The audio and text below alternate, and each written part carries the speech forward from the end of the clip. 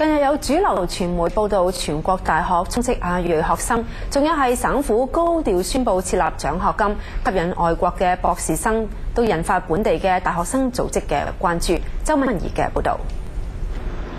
加拿大專上學生聯盟指出，有關文章認為本國大學只會根據學生成績作為唯一收生標準，係錯誤嘅假設。而針對亞裔學生嘅報導，更加係帶有負面嘅種族偏見成分。Is clearly a poorly written, unbalanced article that attempts to make generalizations based off of isolated remarks that are unrepresentative, and this is the basic definition of stereotype. 華裔研究生 Mike Yim 就更加認為有關報導不負責任。